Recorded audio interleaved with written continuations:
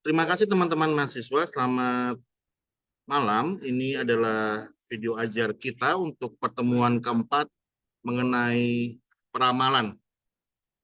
Minggu kemarin kita sudah selesai untuk membahas mengenai bagaimana sebuah proyek itu dapat dilaksanakan dengan berbagai perhitungan, lalu dengan juga eh, apa namanya teknis-teknis yang harus dilakukan atau dilewati ketika sebuah proyek itu dilaksanakan. Dan saya juga mengapresiasi untuk teman-teman mahasiswa yang sudah mengumpulkan proyeknya dengan tepat waktu. Terima kasih sudah mengumpulkan dengan tepat waktu ya. Nanti di akhir perkuliahan, di akhir semester, nilai akan saya publikasikan di dalam MyBest. Dan seperti yang sudah saya arahkan di dalam pertemuan awal, bahwa nanti tugas akan mempengaruhi absensi. Maka nanti bagi siapapun mahasiswa yang tidak mengumpulkan tugas, akan saya rubah menjadi tidak mengikuti perkuliahan. Karena perkuliahan ini adalah sejatinya aktif selama 1 minggu, di mana kalian bisa berproses dan dapat melakukan kegiatan pembelajaran mandiri dengan cara mengikuti proyek-proyek yang sudah saya berikan. Jadi proyek ini sebagai alat ukur indikator bahwa kalian mengikuti perkuliahan saya dengan aktif, ya.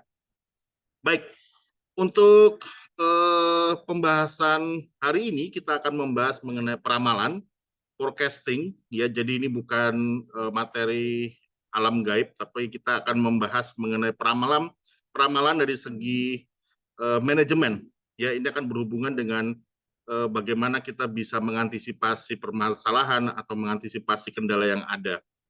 Di dalam peramalan, nanti kita akan juga melihat banyak definisi-definisi yang akan berhubungan dengan materi kita. Seperti biasa, proyek akan selalu saya berikan setiap minggunya berganti, supaya nanti kita juga bisa mengikuti perkuliahan kita, bisa melakukan simulasi terhadap proyek yang sudah ada atau materi yang sudah saya berikan, ya. Baik, kita akan melihat dulu secara definisi. Peramalan itu dapat diartikan sebagai sebuah ilmu atau sebuah seni yang bertujuan untuk melihat masa depan.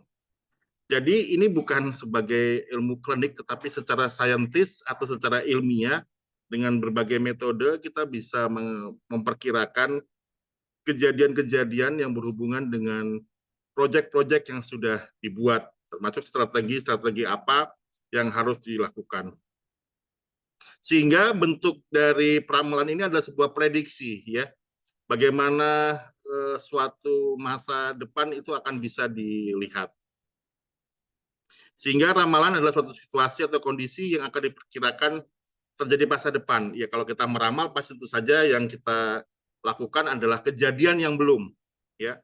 Di dalam forecasting nanti kita akan melihat beberapa jenis cara, ya, dengan kuantitatif maupun kualitatif, ya, dengan metode, berbagai metode nanti akan diperkenalkan secara singkat, dan ini mungkin saja bisa menjadi tema-tema kalian untuk membuat sebuah skripsi, ya. Peramalan-peramalan, misalnya peramalan bagaimana melihat suatu perusahaan itu akan bangkrut atau tidak, bisa akan dilihat dengan cara peramalan forecasting, atau bagaimana Anda bisa melihat pergerakan saham, ya. Kalau mengambil marketing, Anda bisa melihat bagaimana sebuah produk itu dapat diterima di masyarakat dengan cara forecasting. Jadi ini peramalan ini bukan berarti kita melakukan studi gaib, ya, alam gaib, tetapi kita dengan pendekatan-pendekatan empiris dan saintis tentunya akan bisa meramalkan suatu produk, suatu kejadian,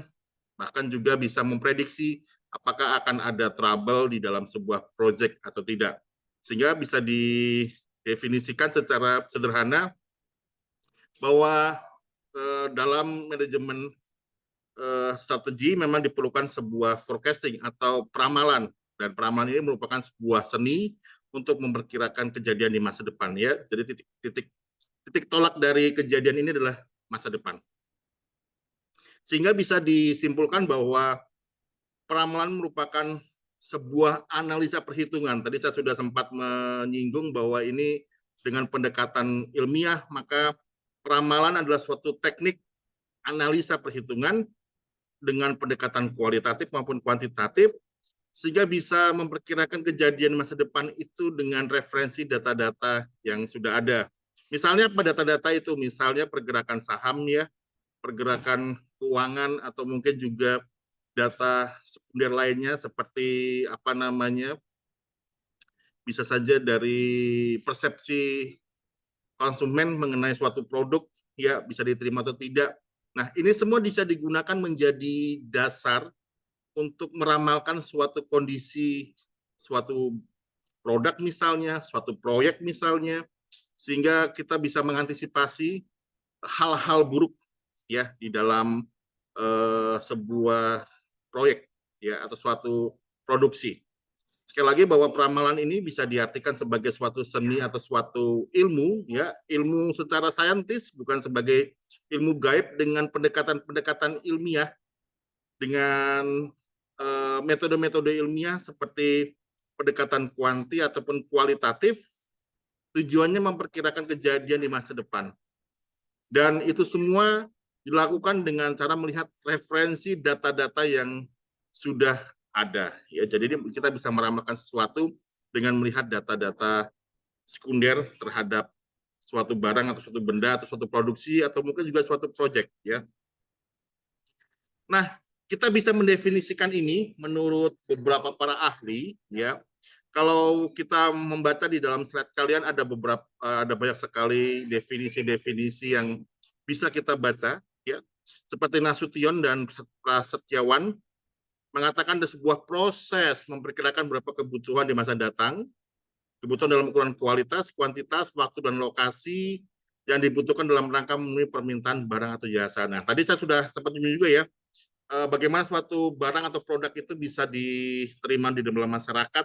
Caranya tadi kita bisa memetakan kondisinya, bagaimana kualitasnya, kuantitasnya di dalam market itu bagaimana, apakah bisa diterima di dalam pasar dengan baik, waktu dan lokasinya, ya itu semua dilakukan untuk memprediksi apakah produk-produk yang dihasilkan atau jasa yang diberikan itu dapat bersaing di dalam pasar atau tidak. Ya, menurut Sumayang, peramalan adalah perhitungan yang objektif dan dengan menggunakan data-data masa lalu untuk menentukan sesuatu di masa yang akan datang. Ya, tadi kita menggunakan istilah metode pendekatan kuanti dan kuali ya dengan cara perhitungan. Jadi ini memang saintis sekali, bukan berarti peramalan merupakan metode alam gaib, tetapi kita menggunakan perhitungan ya yang objektif dengan menggunakan data-data pendukung dari masa lalu ya, data-data pendukung misalnya tadi pergerakan saham ya, atau mungkin apa namanya data-data berupa sensus penduduk juga bisa dipakai. Kita bisa memprediksi bagaimana Indonesia memiliki kemampuan membeli kendaraan misalnya di dalam marketing ya, kita bisa memprediksi apakah suatu produk misalnya kalau di yang lagi hot lagi ini adalah mobil listrik begitu ya, apakah mobil listrik ini bisa diterima di masyarakat, itu bisa diprediksi semuanya ya dengan melihat data sensus misalnya, data perekonomian yang ada, bagaimana masyarakat bisa membeli atau tidak, itu semua bisa kita ramalkan dengan data-data dari saat ini berlangsung. Menurut Supranto, ramalan merupakan dugaan atau perkiraan mengenai terjadi suatu kejadian atau peristiwa di waktu yang akan datang. Bersifatnya kualitatif, artinya tidak berbentuk angka, dan bersifat juga kuantitatif, berbentuk angka dinyatakan dalam bilangan. Ya, tadi seperti Sumayang, jadi bisa dalam bentuk metode-metode perhitungan, ya, bisa kuali maupun kuanti. Ya. Selanjutnya, menurut Heiser dan Render, forecasting atau peramalan adalah seni dan ilmu untuk memperkirakan kejadian di masa depan. Ya, kata kuncinya adalah ilmu atau seni, ya, memperkirakan kejadian di masa depan. Dapat dilakukan dengan melibatkan pengambilan data historis. Tadi sudah saya singgung juga. Ada data yang mendukung, data yang bisa menjadi bahan acuan, ya, data historis, dan memproyeksikan ke masa mendatang dengan bentuk model matematis. Tadi ada perhitungannya, ya. Lalu juga ada bisa menggunakan prediksi intuisi yang bersifat subjektif, atau dapat juga dilakukan dengan menggunakan kombinasi model matematis dan disesuaikan dengan pertimbangan yang baik dari seorang manajer. Ya, jadi forecasting ini bukan berarti daya gaib ya, sekali lagi ya, bukan juga ilmu-ilmu yang tidak bisa kita pelajari, tetapi di dalam forecasting terdapat metode-metode ilmiah perhitungan, baik itu di dalam bentuk kuanti ataupun kuali, yang bersifat membantu kita untuk meramalkan atau memprediksi suatu barang atau jasa atau suatu produksi, suatu proyek dan lain sebagainya. Dan ini bersifat ilmiah, saintis, karena disokong dengan data-data historis. Ya, jadi kita bisa simpulkan seperti itu. Jadi dalam proses forecasting ada 3 hal. Yang pertama, kita menggunakan perhitungan saintis, ya, metode ilmiah. Yang pertama. Yang kedua, objek yang kita teliti atau kita analisa adalah sesuatu hal yang tidak di saat ini tetapi mendatang. Ya, jadi objek yang kita lakukan forecasting pasti selalu objek yang mendatang. Dan yang ketiga, selalu menggunakan data-data ilmiah yang mendukung berdasarkan dari data-data masa lampau atau data-data saat ini untuk memperkirakan atau memprediksi suatu benda, jasa, ataupun produksi, ataupun hal lainnya yang berkaitan dengan kegiatan di masa depan. Ya. Jadi ada 3 hal, sifat ilmiah, saintis ya, dengan pendekatan kuali kuanti, lalu objek yang kita teliti adalah suatu hal yang di masa depan, kegiatan di masa depan, ya kita bisa memprediksi misalnya tadi penjualan, terus mungkin juga kebangkrutan juga bisa kita prediksi apakah akan bangkrut atau tidak, kita bisa prediksi keuntungan besar untuk sebuah perusahaan atau tidak untung, itu juga bisa prediksi. Dan yang terakhir selalu menggunakan data-data pendukung untuk bisa melakukan forecasting. Ini merupakan 3 hal penting, kata kunci yang bisa kita dalami mengenai definisi dari peramalan atau forecasting. Menurut Murahwati, peramalan adalah penggunaan data masa lalu. Itu sudah saya singgung juga ya, dari masa lalu. Variabel itu kumpulan variabel untuk mengestimasi nilainya di masa yang akan datang. Jadi kita menggunakan variabel-variabel di masa lalu. Jadi data-data digunakan di masa lalu untuk melihat variabel di masa depan. Ya. Nah, setelah kita mengetahui definisi, ya ada beberapa definisi dan semuanya berkaitan. Tadi saya sudah sebutkan ada 3 kata kunci yang berhubungan dengan forecasting. Ya tadi menggunakan metode ilmiah, bisa pendekatan kuali atau kuanti. Objeknya selalu kita akan lihat adalah atau kita prediksi adalah objek-objek yang ada di masa depan.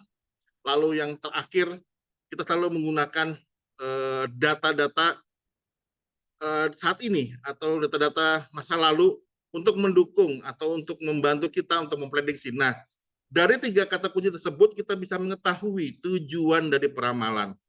Tentu saja kalau kita melihat kata meramal atau kita bisa mendefinisikan meramal sebagai suatu prediksi, maka tujuan pertama dari peramalan itu pasti adalah mengkaji, menganalisa kebijakan perusahaan yang berlaku pada saat ini dan masa lalu, sehingga apakah ada pengaruh di masa depan. Ya, sekali lagi, karena kita sudah mengetahui 3 kata kunci tersebut, sehingga kita bisa mengetahui tujuannya. Tentu saja tujuan ini bersifat mengetahui untuk kegiatan masa depan ya. Jadi mengkaji kebijakan perusahaan, ya, apakah kebijakan yang diambil pada saat ini dan di masa lalu itu akan berpengaruh pada masa depan. Lalu yang kedua, karena ini bersifat masa depan, maka kita bisa melihat apakah ada delay, ada trouble, ya, ada time lag atau delay antara saat kebijakan perusahaan ditetapkan dengan implementasi. Apakah di situ ada gap-nya, ada problem di sana atau delay ketika kebijakan tersebut diimplementasikan. Lalu yang terakhir, karena ini adalah forecasting berbentuk sebuah prediksi, ya, maka dia bisa menjadi data pendukung untuk membuat sebuah kebijakan. Maka tujuan ketiga, peramalan merupakan dasar penyusunan bisnis pada suatu perusahaan sehingga dapat meningkatkan efektivitas suatu rencana bisnis. Ini bukan penyusutan tapi penyusunan ya. Bukan penyusutan tapi penyusunan bisnis. Ini mungkin typo ya. Jadi di peramalan ini jadi kita bisa memprediksi segala kemungkinan yang ada. Apakah perusahaan tersebut bisa untung atau tidak sehingga tahu efektivitas suatu rencana bisnis dalam sebuah strategi bisnis. Kita sudah pernah membahas mengenai manajemen strategi di sana ya. Jadi ada 3 hal. Yang pertama kita mengkaji kebijakan perusahaan, apakah dia akan berdampak di masa depan. Yang kedua, kita bisa melihat apakah di dalam sebuah peramalan tersebut kita bisa melihat adanya delay atau time lag atau mungkin saja ada semacam trouble di dalam implementasi kebijakan tersebut. Sehingga kita bisa mengantisipasi di sana. Nah, yang terakhir karena ini adalah bentuknya prediksi, tentu saja peramalan bisa membantu kita untuk menentukan apakah suatu produksi di dalam sebuah perusahaan itu efektif atau tidak. Maka dalam sebuah peramalan menjadi dasar penyusunan strategi bisnis.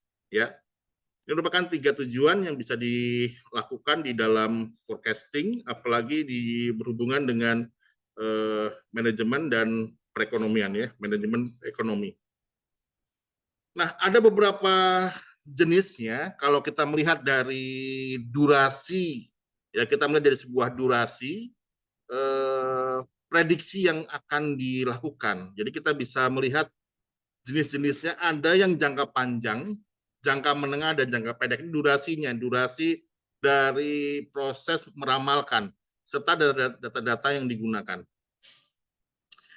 Untuk jangka panjang, yaitu peramalannya, prosesnya mencakup waktu yang lebih besar dari 18 bulan, jadi melebihi dari 18 bulan. Biasanya tujuan dari peramalan ini berhubungan dengan apa? Berhubungan dengan sesuatu hal yang suatu hal yang bersifat jangka panjang, ya, bersifat besar begitu, dan ini berkontinuitas. Misalnya apa? Kalau kita mau menginvestasikan sesuatu begitu ya di dalam sebuah perusahaan, kita bisa menggunakan peramalan jangka panjang, penanaman modal, atau kita mau membangun sebuah fasilitas, apakah fasilitas ini bisa berfungsi baik, berpengaruh terhadap nilai produksi kita, nilai produksi perusahaan, dan ini bisa dilakukan di dalam peramalan jangka panjang, jadi perencanaan fasilitas. Atau mungkin juga perencanaan untuk kegiatan lead bank. Seperti apa lead bank itu? Misalnya kita untuk merumuskan kebijakan-kebijakan dalam sebuah perusahaan atau kebijakan-kebijakan ekonomi kalau dalam sebuah negara, bagaimana perekonomian Indonesia dibangun berdasarkan lead bank yang ada, data sensus yang ditarik dari masyarakat menjadi data lead bank. Ini merupakan peramalan jangka panjang. Jadi mencakup waktu lebih besar dari 18 bulan. Lalu untuk durasi yang antara 3 sampai dengan 18 bulan disebut dengan peramalan jangka menengah. Misalnya perencanaan penjualan dan produksi, perencanaan tenaga kerja tidak tetap dan lain sebagainya. Jadi dilakukan mencakup waktu antara durasi 3 sampai dengan 18 bulan. Nah, kalau yang kurang dari 3 bulan disebut dengan perencanaan jangka pendek. Sehingga dengan durasi ini kita bisa mengklasifikasikan dia, kalau dia bersifatnya lebih dari 18 bulan disebut dengan peramalan jangka panjang. Kalau antara 3 sampai dengan 18 bulan maka disebut dengan peramalan jangka menengah. Sedangkan kurang dari 3 bulan disebut sebagai peramalan jangka pendek. Jadi ini adalah jenis-jenis peramalan berdasarkan durasinya, ya. Lalu berdasarkan operasi di masa depan, kita bisa melihat juga jenisnya. Tadi kan durasi waktu ya. Lalu kita melihat fungsi dan perencanaan operasi di masa depan. Jadi ini adalah fungsinya. Kita bisa membagi jenis peramalan ini menjadi 3 juga, yaitu peramalan ekonomi, peramalan teknologi, dan peramalan permintaan. Di dalam peramalan ekonomi, kita akan meramalkan atau memprediksi untuk menjelaskan siklus bisnis, ya. Jadi siklus bisnis tadi ada keuntungan, lalu ada proses evaluasi dan sebagainya, itu bisa kita lakukan di peramalan ekonomi. Bisa memprediksi tingkat inflasi ketersediaan uang, dan yang dibutuhkan untuk membangun sebuah perumahan, dibangun untuk sebuah pabrik baru misalnya, atau ada indikator perencanaan lainnya yang bersifat ekonomi, ya. Sehingga peramalan ekonomi ini selalu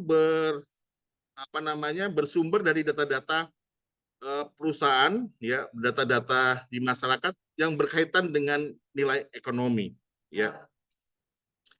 Lalu yang kedua, peramalan teknologi untuk memperkirakan kemajuan teknologi yang dapat meluncurkan produk baru yang menarik, yang membutuhkan pabrik dan peralatan yang baru, ya. Jadi misalnya kalau kita melihat adanya setiap tahun, ya, setiap semester pasti perusahaan telepon genggam misalnya Apple misalnya atau Samsung misalnya melahirkan produk-produk baru.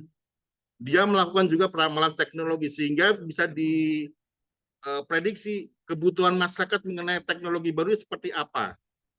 Lalu hal apa saja yang harus ada di dalam teknologi tersebut. Nah, ini yang berhubungan dengan peramalan teknologi, ya. Jadi berkaitan dengan kemajuan teknologi sehingga dapat meluncurkan produk baru, termasuk yang sedang masuk di dalam Indonesia mengenai mobil bertenaga listrik, ya. Jadi ini sudah dilakukan forecasting juga bagaimana masyarakat bisa menerima sebuah produk-produk baru berkaitan dengan teknologi. Lalu yang ketiga berkaitan dengan demand forecast atau peramalan permintaan.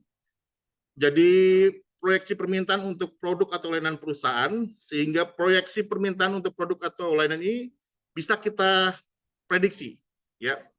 Misalnya bagaimana permintaan akan kalau di saat-saat Lebaran begitu, Ramadan begini, yang paling banyak permintaannya apa, misalnya parcel begitu, ya. Kalau kita lihat di pasar-pasar besar atau di supermarket, minimarket begitu,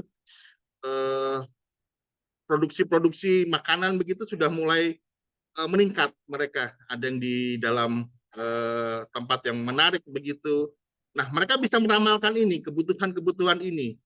Kalau misalnya tidak di masa-masa bulan Ramadan, tidak mungkin mereka akan memproduksi makanan itu secara besar. Tapi karena permintaannya tinggi, misalnya sirup begitu, ya, atau mungkin makanan dalam kalengan begitu, maka mereka memproduksi dengan packaging yang menarik, dengan jumlah yang besar, sehingga di sana terjadi permintaan, ya, demand forecast. Jadi bisa kelihatan bahwa di dalam tingkat permintaannya tinggi ketika di masa-masa tertentu. Nah, di sini dilakukan sebuah peramalan permintaan atau demand forecast. Contohnya seperti sistem penjadwalan, ya, lalu mengendalikan produksi dan kapasitas dan lain sebagainya. Ini merupakan bagian-bagian dari demand forecast. Nanti kita akan simulasikan di dalam proyek kita, ya, bagaimana Anda bisa meramalkan suatu produk itu. Anda bisa bermain-main dengan analogi Anda. Saya tidak akan memberikan teori secara mendalam, kita akan sesuai dengan slide ini saja. Bagaimana Anda bisa memprediksi misalnya produksi A itu bisa habis, bagaimana produksi B tidak habis, bagaimana dan sebagainya. Nanti kita bisa lihat, bisa kita simulasikan di dalam proyek kita nanti. Nah, kita lanjutkan kembali untuk jenis peramalan yang lain. Ini yang berkaitan dengan data, ya. Tadi kita sudah membahas ada berhubungan dengan durasi atau time zone atau zona waktunya, ya. Ada jangka panjang, menengah, pendek. Lalu untuk kebutuhannya ada ekonomi, teknologi, dan permintaan, ya. Dan yang saat ini adalah kita membahas mengenai jenis peramalan berdasarkan data yang ada. Kita bisa membreakdown ini menjadi dua jenis, yaitu peramalan kualitatif dan kuantitatif. Tentu saja karena ini berdasarkan data yang digunakan untuk melakukan peramalan. Maka kalau data kualitatif, tentu saja data-datanya berbentuk kualitatif. Tidak mungkin data-datanya berbentuk kuantitatif, ya, tidak bisa ditukar begitu, ya. Nah, pada peramalan kualitatif ini sangat bergantung pada orang yang menyusunnya. Hal ini penting karena peramalan tersebut ditentukan berdasarkan pemikiran yang bersifat intuisi, pendapat dan pengetahuan serta pengalaman dari penyusunnya. Jadi ini bersifat berhubungan dengan orang yang melakukan prediksi. Ya, jadi ada intuisinya, ada pengalamannya, ada pendapatnya, ada pemikirannya dia, ada juga mungkin pengetahuan yang dimiliki begitu ya. Misalnya apa? Misalnya di dalam sebuah perusahaan kalau ada ditanya bagaimana proses penjualan produk A di kota A begitu. Berarti ketika Anda bertanya kepada teman Anda begitu di dalam perusahaan itu sedang melakukan peramalan ya. Jadi itu bersifat pribadi. Nah, nanti yang kita akan lakukan salah satunya adalah kita akan mencoba untuk peramalan kualitatif ya. Jadi saya akan meminta Anda untuk memprediksi, untuk melakukan forecasting berdasarkan pengalaman Anda mungkin atau pengetahuan Anda, apa yang Anda ketahui mengenai produk A dan lain sebagainya. Ya. Yang kedua adalah peramalan kuantitatif ya, data penjualan ini berdasarkan pada metode yang digunakan, bersifat metode statistik mungkin ya. Dan setiap metode ini memiliki kelemahan dan kelebihan. Juga hasilnya tentu saja berbeda-beda. Di mana nanti kita akan melihat metode-metode yang akan digunakan ya. Jadi dua jenis datanya, data kuali dan data kuanti. Kalau kuali berdasarkan intuisi, pengalaman, lalu mungkin juga berdasarkan pemikiran dan lain sebagainya. Kalau peramalan kuantitatif tentu saja berhubungan dengan metode yang digunakan, metode perhitungan matematis. Ya. Lalu berdasarkan sifatnya bisa saja ada peramalan subjektif dan peramalan objektif. Ya. Jadi peramalan subjektif ini tadi berkaitan dengan peramalan kualitatif ya, karena dia menggunakan intuisi, lalu dia menggunakan perasaan, dia menggunakan pengalaman yang ada, bersifat subjektif. Jadi setiap orang punya prediksi masing-masing mengenai suatu ramalannya. Lalu peramalan objektif didasarkan pada data yang relevan pada masa lalu dan menggunakan teknik-teknik dan metode-metode dalam menganalisa data tersebut. Ya, jadi bersifat objektif dengan data-data, dengan teknik penghitungan matematis, statistis, dan lain sebagainya. Nah, di dalam peramalan subjektif nanti kita akan bersimulasi ya. Saya tidak masuk ke dalam peramalan objektif karena tidak diberikan juga teorinya secara mendetail mengenai bagaimana Anda melakukan forecasting, tetapi saya akan menuntun Anda untuk menggunakan intuisi Anda, pemikiran Anda, mungkin pengalaman Anda juga berkaitan mengenai suatu produk ya, peramalan kualitatif yang bersifat subjektif. Jadi setiap mahasiswa nanti tidak bisa disalahkan. Namun proses meramalkannya yang saya akan menilai apakah proses meramalkannya itu sudah sesuai dengan kaidah-kaidah yang diberikan. Ya, jadi hasilnya bisa berbeda-beda, ya hasil bisa berbeda, tetapi prosesnya yang paling penting karena saya ingin melihat Anda memiliki pemikiran nalar kritis sehingga nanti Anda bisa terbiasa untuk menulis atau berpikir kritis di dalam sebuah tulisan ilmiah. Siapa tahu nanti ketika dalam skripsi Anda sudah bisa meramalkan juga ini apakah saya bisa lulus dan sebagainya dengan nilai baik karena Anda sudah menulis, sudah mencoba untuk memulai suatu dengan hal kritis ya. Nah, untuk sistem peramalan, jadi kita sudah memahami mengenai tujuan, lalu jenis. Nah, di sini kita akan masuk di dalam langkah sistem peramalan. Yang pertama, tentu saja kita harus tahu tujuan kita untuk meramalkan itu apa. Apakah tujuannya untuk jangka panjang, apakah nanti meramalkannya itu untuk jangka menengah, jangka pendek, dan sebagainya. Tujuannya juga apakah untuk mengkaji sebuah kebijakan atau untuk mengetahui tingkat pendapatan dan lain sebagainya. Nah, ini harus tahu tujuan forecasting.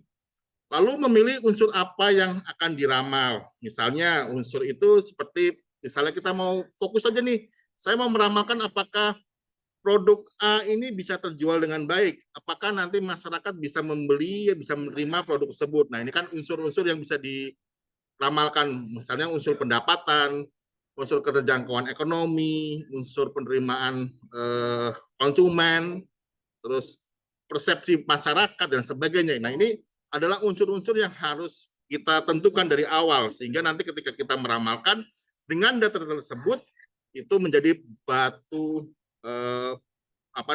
jadi pijakan kita untuk melakukan forecasting. Yang ketiga, menentukan horizon waktu. Ya, tadi saya sudah membahas juga mengenai horizon waktu, ada di jangka panjang, jangka pendek, dan sebagainya. Lalu memilih tipe model forecasting, mengumpulkan data yang diperlukan, membuat forecasting, dan memvalidasi dan menerapkan hasil forecasting. Nah, tahap-tahap ini nanti kita akan lakukan, ya, kita akan simulasi ini di dalam proses proyek Anda. Nanti saya akan berikan sebuah kasus, Anda akan saya minta untuk memecahkan kasus tersebut dengan langkah-langkah peramalan. Ingat, proyek saya itu tidak wajib bagi mahasiswa yang malas dan tidak mau mendapatkan nilai. Jadi kalau misalnya Anda mau jadi pintar, mau mendapatkan ilmu, dan mau berkembang, ya silakan Anda bisa mengerjakan tersebut dengan panduan-panduan pertanyaan yang akan saya siapkan di dalam proyek. Ingat sekali lagi, bagi mahasiswa yang malas dan tidak mau berkembang, silakan, ini tidak wajib Anda kerjakan. Karena sekali lagi, kuliah itu berat. Kuliah itu berat, jadi ada perjuangan, ada sebuah proses di sana. Kalau Anda tidak mau berat, tidak mau susah, ya silahkan, itu pilihan. Ya. Jadi sekali lagi, di dalam proyek ini yang akan saya berikan, tolong jangan dianggap sebagai suatu beban penderitaan Anda sebagai mahasiswa, tetapi sebagai indikator Anda mempelajari, memahami konsep yang saya berikan. Ya. Kalau Anda hanya ngikutin saja online tanpa ada sesuatu yang Anda kerjakan, Anda pahami, sayang ya, kayak semacam argo taksi begitu, Anda sudah bayar mahal-mahal, nggak dapat sesuatu begitu, jadi kan rugi ya. Kalau saya sih senang-senang aja gitu ya. Jadi silakan nanti bisa Anda kerjakan untuk bisa Anda simulasikan pengetahuan-pengetahuan yang sudah saya jelaskan di dalam video pembelajaran ini. Ya, silakan. Dan ingat bahwa konsep perkuliahannya saya bukan cuma 1 hari, tetapi prosesnya 1 minggu. Saya membuka waktu diskusi juga kalau misalnya Anda menghadapi permasalahan atau tidak paham mengenai konsep yang saya berikan, atau ada pertanyaan berkaitan dengan proyek, silakan Anda bisa melakukan dengan WhatsApp group, ya, di diskusi WhatsApp group, terbuka dari Senin sampai dengan hari Jumat di jam-jam kerja, ingat jam-jam kerja, dan sesuaikan dengan rule yang sudah saya berikan di dalam WhatsApp group, sehingga kita bisa berdiskusi bersama. Saya terbuka untuk diskusi, untuk saling bersama-sama kita berlatih, ya, berlatih untuk semakin cerdas. Silakan saja nanti dilakukan, dan waktunya durasi 1 minggu. 1 minggu Anda bisa melakukan itu. Jadi saya percaya dan yakin ya, Anda pasti punya waktu untuk bisa mengerjakan. Kecuali kalau Anda sudah kena malas, itu beda lagi masalahnya. Ya. Oke, kita lanjutkan kembali untuk manfaatnya. Tadi kita sudah melihat bahwa ada step-nya, ada tujuannya, ada jenisnya. Nah, kita akan melihat bagaimana manfaat ramalan ini atau forecasting ini di dalam dunia usaha, ya.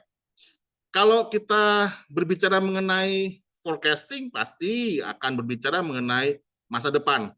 Sehingga dengan forecasting ini akan menggambarkan kondisi situasi, efek dari kebijakan-kebijakan, harga dan sebagainya yang berhubungan dengan masa depan. Yang kedua, sebagai dasar perencanaan. Yang ketiga, untuk antisipasi agar dapat terhindar dari kerugian. Karena kan sudah ada forecasting, ya, kita sudah mau prediksi. Tadi kalau saya sudah bilang, prediksi ini berfungsi untuk agar Anda terhindar dari kerugian, terhindar dari permasalahan, karena kan sudah ada forecasting, ya, ada strategi bisnisnya di sana. Lalu yang keempat, dapat memaksimalkan keuntungan, tentu saja karena sudah terjadi kerugian, manfaatnya adalah mendapatkan keuntungan. Menjadi dasar dalam menentukan besarnya biaya yang dibutuhkan, ya. Yang keenam, menjadi dasar untuk menentukan langkah-langkah yang harus diambil dalam mengantisipasi kejadian yang akan datang. Yang ketujuh, menjadi dasar dalam menyusun koordinasi antar bagian dalam merencanakan tindakan. Inilah 7 manfaat yang bisa dilakukan ketika Anda melakukan forecasting, ya. Sekali lagi, yang pertama adalah Anda bisa menggambarkan kondisi pada masa depan, ya. Yang kedua, sebagai dasar perencanaan, ya, karena ada prediksi, tentu saja menjadi dasar perencanaan. Yang ketiga, karena sebuah dasar perencanaan itu kita bisa melihat adanya celah-celah kerugian, maka dengan forecasting Anda bisa terhindar dari kerugian, sehingga ketika kerugian terhindarkan maka akan menaikkan keuntungan. Nah, kemanfaat lainnya adalah menjadi dasar dalam menentukan besarnya biaya yang dibutuhkan. Jadi kita tahu nih biaya yang harus dikeluarkan dalam sebuah produksi berapa. Lalu dengan forecasting kita bisa mengetahui langkah-langkah apa saja yang harus diambil dalam menghadapi misalnya permasalahan yang datang, trouble yang datang misalnya ya. Jadi kita bisa mengetahui bagaimana kita mengantisipasi problem tersebut dengan cara kita memprediksi.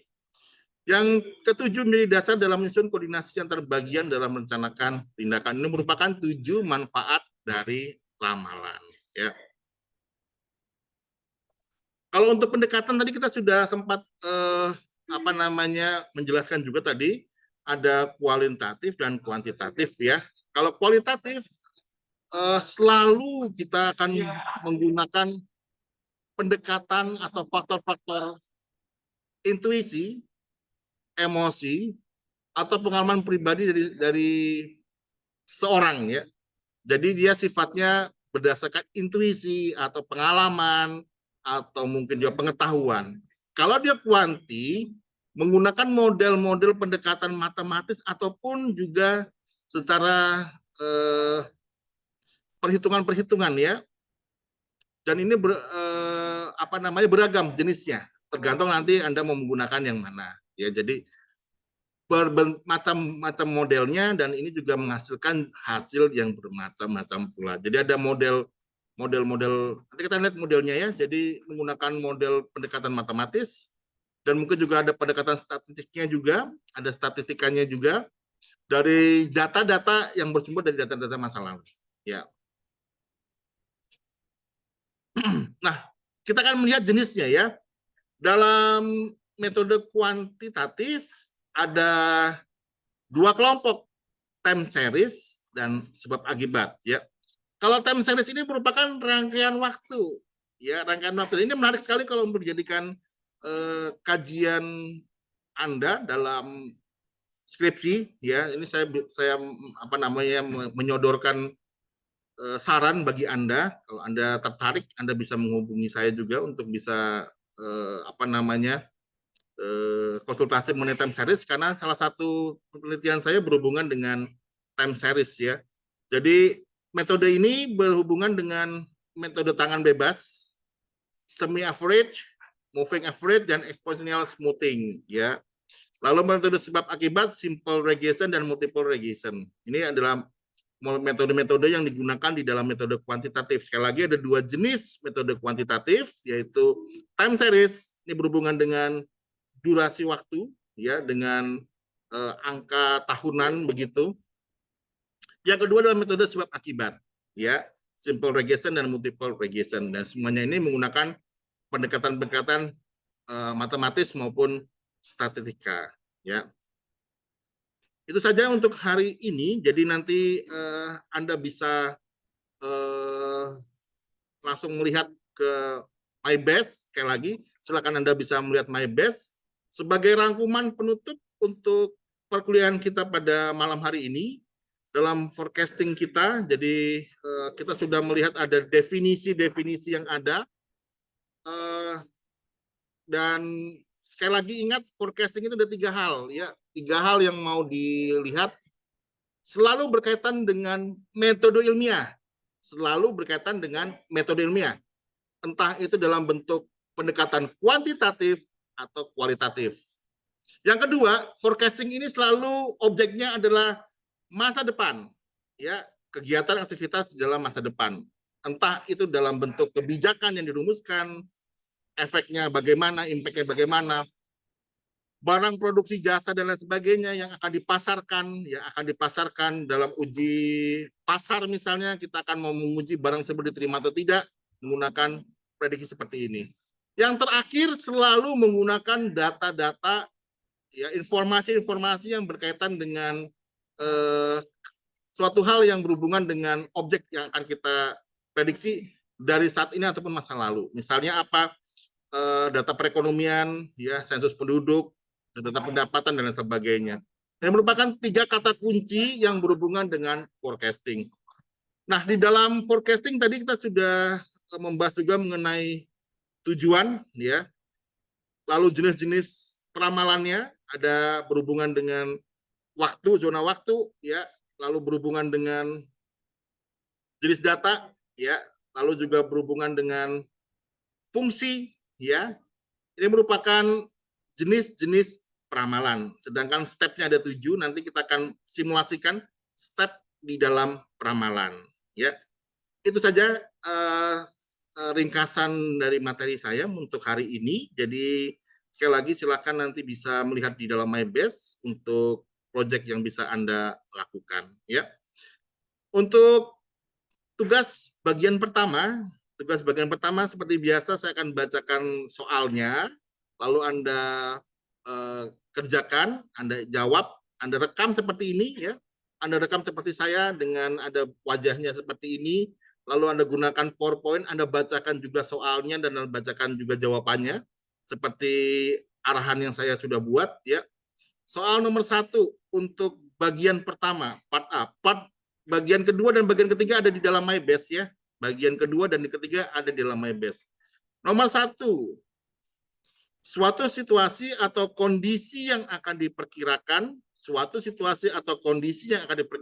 akan terjadi pada masa yang akan datang disebut A, ramalan, B, peramalan, C, peramalan kuantitatif, D, peramalan ekonomi, E, peramalan subjektif. Silahkan Anda bisa menjawab dengan cara Anda merekam jawaban Anda, membuat video seperti ini dengan ditampilkan wajah Anda, lalu dijawab di dalam PowerPoint, Anda rekam, masukkan dalam YouTube, kembalikan di dalam MyBase. Jadi nanti bentuknya adalah video, sehingga saya bisa menilai Anda dari proses pembelajaran tersebut. Jangan kirim dalam bentuk Word, ya. Saya tidak akan nilai itu kalau dalam bentuk Word, ya. Atau tidak dikirim dalam bentuk link YouTube, juga saya tidak akan nilai. Silakan Anda kirim dalam bentuk YouTube, link YouTube, ya. Nomor 2, kegiatan yang memperkirakan atau memprediksi apa yang akan terjadi pada masa yang akan datang dengan waktu yang relatif lama disebut A, peramalan, B, ramalan, C, peramalan objektif, D, peramalan, E, peramalan kuantitatif. Silakan Anda jawab. Di bawah ini yang merupakan jenis peramalan jangka menengah adalah A, perencanaan produksi, B, perencanaan fasilitas, C, perencanaan untuk kegiatan lead bank, D, perencanaan pembelian material, E, penjadwalan kerja dan penugasan karyawan. Ya, silakan nanti bisa Anda jawab. Berempat, peramalan yang didasarkan atas perasaan atau intuisi dari orang yang menyusunnya disebut A, peramalan subjektif, B, peramalan objektif, C, peramalan kualitatif, D, peramalan kuantitatif, E, peramalan permintaan. Silakan Anda bisa jawab, ya. Lalu nomor 5, di bawah ini yang merupakan definisi dari peramalan ekonomi adalah A, peramalan yang menjelaskan siklus bisnis, B, peramalan yang memperhatikan tingkat kemajuan teknologi, C, proyeksi permintaan untuk produk atau layanan perusahaan, D, peramalan yang didasarkan atas perasaan atau intuisi dari orang yang menyusunnya, E, peramalan yang didasarkan atas data yang relevan pada masa lalu. Silahkan, nanti Anda bisa jawab, ya. Ditunggu untuk jawaban Anda selama 1 minggu ke depan, nanti Anda bisa kumpulkan dalam MyBase dalam bentuk link YouTube. Terima kasih untuk hari ini, dan Tuhan selalu memberkati Anda semua. Terima kasih.